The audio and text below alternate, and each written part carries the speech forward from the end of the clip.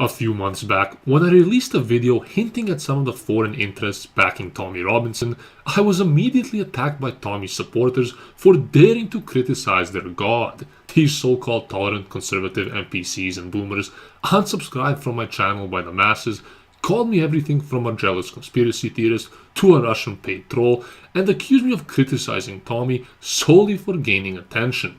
For a group of people who lambast the left for their intolerance towards different opinions, you would think that some folks would at least be open to hearing what I have to say, but instead their reaction was one of zero tolerance, much like that of the triggered snowflake left. Coincidentally, just a few weeks after I released that video, the British newspaper The Guardian released an investigative report detailing some of the bigger players involved in supporting and funding Tommy Robinson. Unsurprisingly, the majority of these interest groups listed in the report were not of British origin at all, but rather major Jewish Zionist figures and think tanks from the US. In this video, we'll have a look at some of these groups and individuals in greater detail, and I'll discuss why they have vested interests in Tommy Robinson and how they affect the British political landscape. According to The Guardian's investigation, one of the main groups funding Tommy is a Philadelphia-based think tank called the Middle Eastern Forum, which according to the report has spent some $60,000 on Tommy's legal fees and demonstrations within the past year. The Middle Eastern Forum, or MEF, was originally founded by Zionist Daniel Pipes, who is deemed as one of the most prominent scholars on radical Islam in the US, and Pipes has written countless pieces supporting US intervention across the Middle East. In their tax returns from 2014 to 2016, the MEF received almost $5 million from various donors, including $792,000 from Nina Roosevelt, a prominent Jewish philanthropist and anti-Islamic activist, and former member of the American-Israel Public Relations Committee, or AIPAC.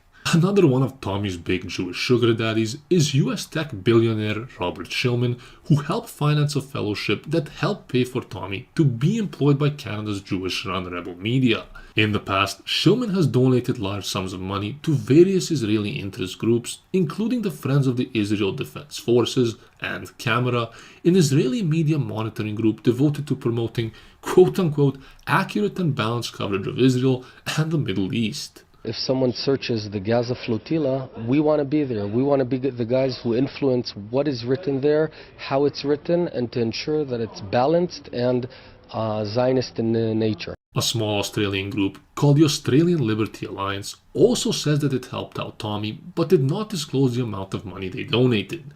The Australian Liberty Alliance, which is a Zionist organization, is headed by Avi Yemeni, a political activist and YouTuber who owns a chain of Krav Maga training facilities across Melbourne, which he has named IDF Training.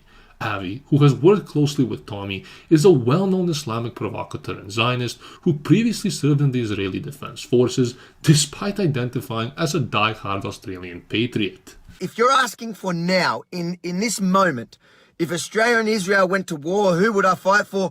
Well, you're a fucking moron, because that's not even possible.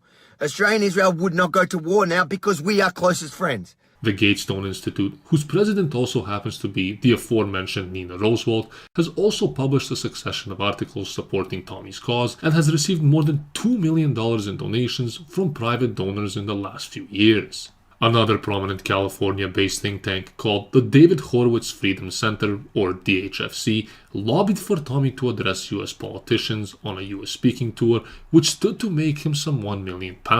In November of last year, Tommy was denied his visa to the US, where he was due to meet with various Republican members of Congress who had close ties to the DHFC. Lastly, Tommy is also closely connected to New English Review writer Brian Thomas, aka Brian of London, who emigrated from London to Israel in 1989. During Tommy's trip to Israel with Thomas, Tommy was able to get a photograph of himself holding an assault rifle on a tank in the occupied Syrian military zone in Golan Heights, suggesting that Thomas has close ties with the Israeli military. Thomas has also boasted about taking Tommy to Israel in order to show him the real boundaries of Zionism and the connections between Jews and Israel. Recently, Thomas has also admitted to being one of the main admins on Tommy's Facebook page, which, as we all know, was just deleted.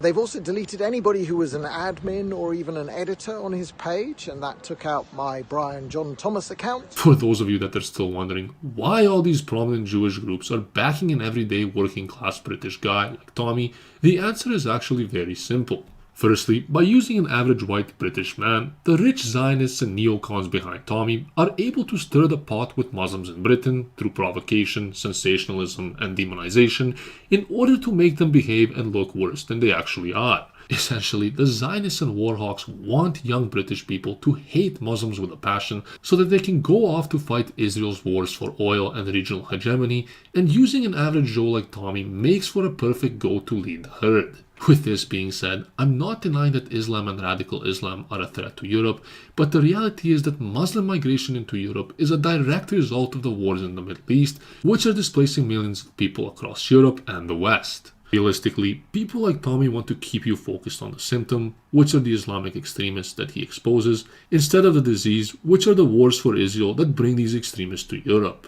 Similarly, by infiltrating British patriotic and nationalist movements, these big financiers are able to manipulate public opinion into supporting Israel's wars in the Middle East, with the goal of dragging the British people into a series of wars that they have absolutely no interest in fighting. Simultaneously, these same warhawks and Zionists provide funding to various jihadi groups across the Middle East in order to create turmoil, all the while proclaiming that Israel is the West's most important strategic ally and one deserving of endless financial aid and resources. Why do we spend so much money on Israel? Over my decades of military service, as the Deputy Commander of the United States European Command, and now as a security advisor, I've often heard people make this complaint. The truth is, we don't spend enough. We should spend more. Tommy himself has proclaimed on numerous occasions that he's a proud Zionist, meaning that he supports Israel as the homeland solely for the Jewish people. I notice you're wearing a shirt or a button that says I'm a Zionist. But has cheered on multiculturalism in Britain. I don't believe multiculturalism's failed. I believe Islam's failed. Sikhs, Hindus, Jews, they haven't failed to integrate into British society. None of them have.